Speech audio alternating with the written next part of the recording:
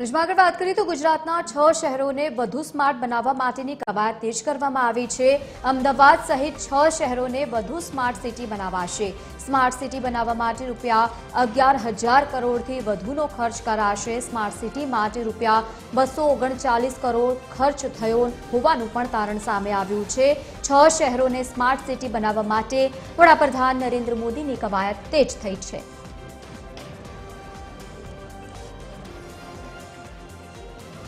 Associate editor Arun Shah આપણી સાથે phone line પર જોડાયા છે। અરુણ, જે રીતે વધુ 6 એવા શહેરો છે જેમને વધુ સ્માર્ટ બનાવવા માટેની હવે કામગીરી જોવા મળશે, શું કહેશો, શું છે આખું પ્રોજેક્ટ?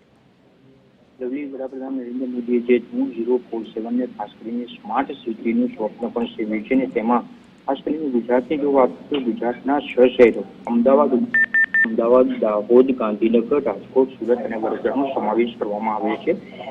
લોકસભામાં જે વિગત રજૂ કરવામાં આવી છે તેના સંદર્ભમાં મહત્વની વાત કરીએ તો 11,000 કરતા વધુ કરોડનો ખર્ચ પ્રાપ્ત થયેલી વિગત મુજબ જે આંતરિક વિગતો પ્રાપ્ત થઈ છે। લોકસભામાં જે વિગતોને આંકડાકીય માહિતી રજૂ કરવામાં આવી છે 11,267 કરોડનો ખર્ચ કરવામાં આવ્યો છે।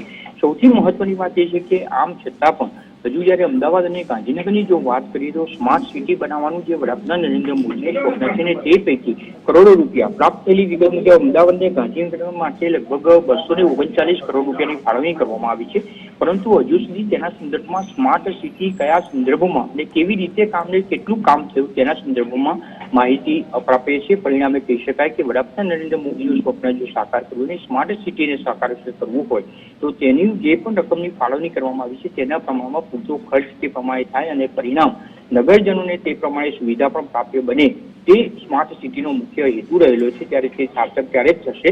પ્રાપ્ત થયેલી વિગતમાં કરોડો રૂપિયાનો ખર્ચ કરવામાં આવે છે પરંતુ તેના સંદર્ભમાં જે નગરજનોને સુવિધા મળવી જોઈએ તે પ્રાપ્ત થતી નથી। પરિણામે લોકસભામાં આ સંદર્ભમાં માહિતી જે સુવિધા છે તેમાં વધારો કરવા માટેની પણ રજૂઆત કરવામાં આવી છે।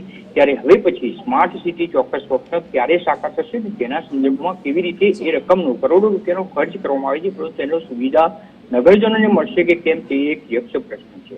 બિલકુલ અરુણ, આભાર સમગ્ર માહિતી સાથે જોડાવા બદલ। તો સ્માર્ટ સિટીને વધુ સ્માર્ટ બનાવવા માટેની કવાયત તેજ કરવામાં આવી છે।